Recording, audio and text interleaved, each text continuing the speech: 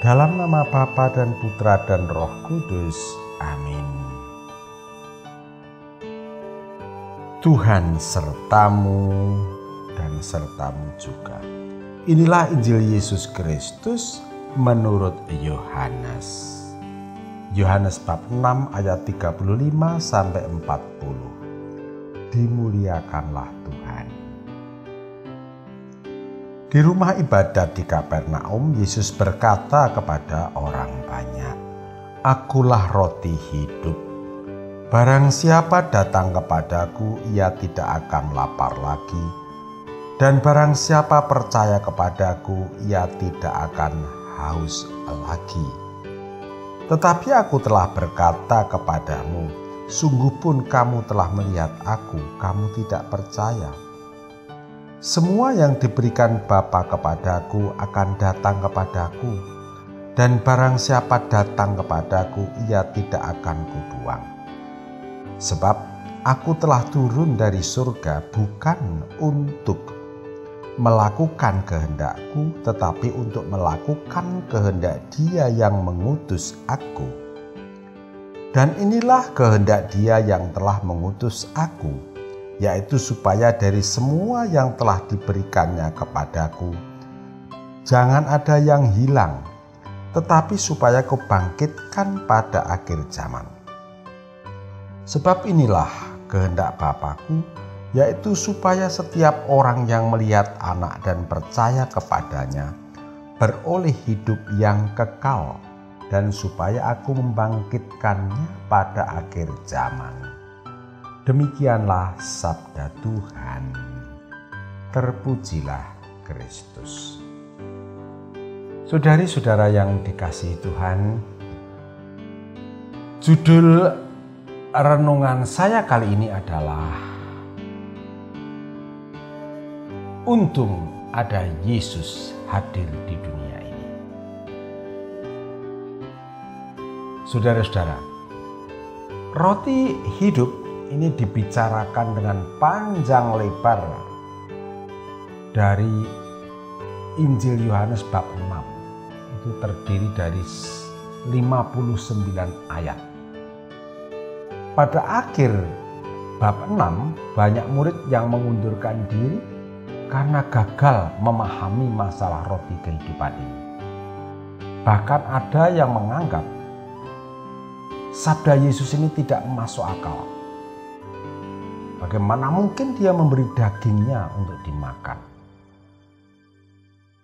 Mestinya, bagi Yohanes, roti kehidupan itu menjadi yang paling mendasar, yang penting dalam kehidupan manusia. Karena roti itu makanan pokok bagi bangsa Israel waktu itu. Maka dari itu ini bagian yang pokok dari kehidupan umat manusia. Mari kita tengok sejenak kisah alam semesta ini dan khususnya kisah spesies manusia. Pada awalnya, hukum yang berlaku dalam kehidupan manusia adalah hukum rimba, seperti yang dilakukan oleh para hewan. Setiap kelompok itu saling bersaing dan saling menguasai.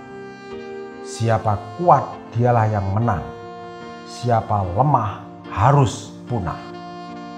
Maka dari itu berhadapan dengan orang lain, lalu sikapnya adalah kamu yang mati atau aku yang mati.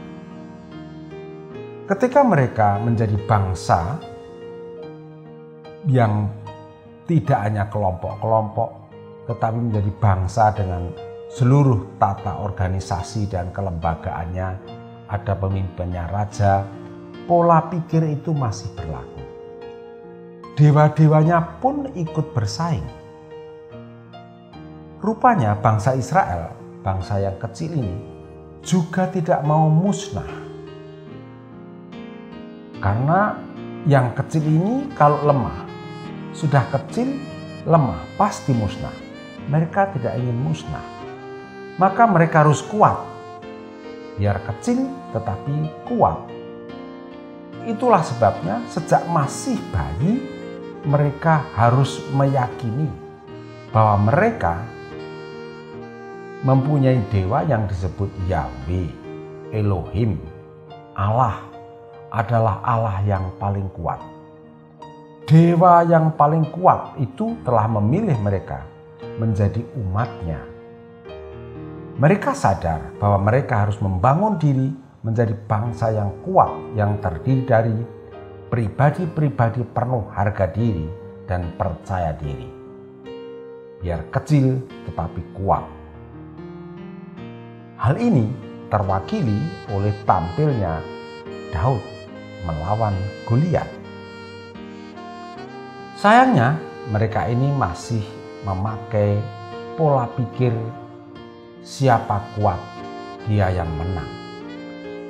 Siapa lemah harus musnah. Budaya kematian. Karena terus-menerus orang akan saling mengalahkan dan itu membawa kematian dan kerusakan. Allah pencipta amat mengasihi ciptaannya.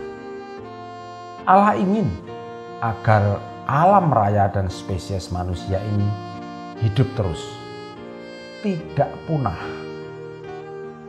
Maka karena begitu besar kasih Allah akan dunia ini, sehingga ia mengutus Yesus agar alam raya ini lestari hidup terus. Demikian juga spesies manusianya. Yesus memperkenalkan budaya kehidupan.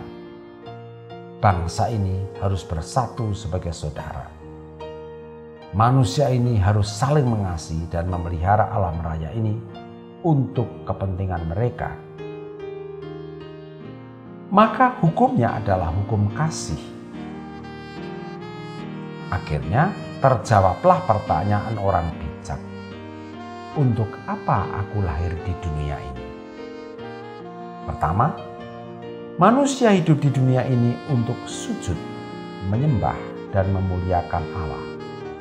Itulah sebabnya kalimat pertama dalam doa Bapa kami adalah dimuliakanlah namamu. Manusia harus taat kepadanya karena dialah rajanya yang memelihara dunia ini.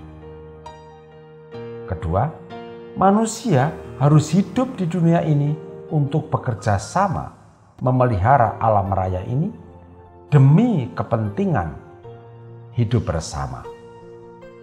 Bahasa Jawanya memayu hayuning bawono. Pola pikir ini disebut budaya kehidupan. Maka Yesus ini luar biasa jenius. Pikirannya adalah pikiran Allah. Perasaannya adalah perasaan Allah.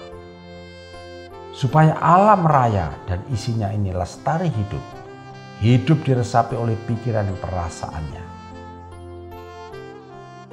Maka dari itu, hukumnya adalah hukum kasih. Begitu besar kasih Allah kepada manusia, sehingga Ia mengutus anaknya.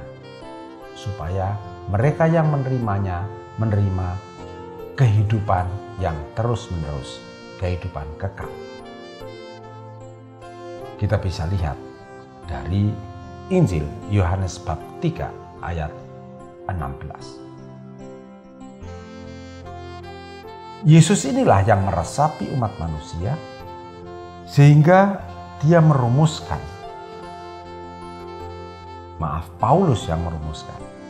Hendaklah kamu dalam hidupmu bersama menaruh pikiran dan perasaan yang terdapat juga dalam Kristus Yesus.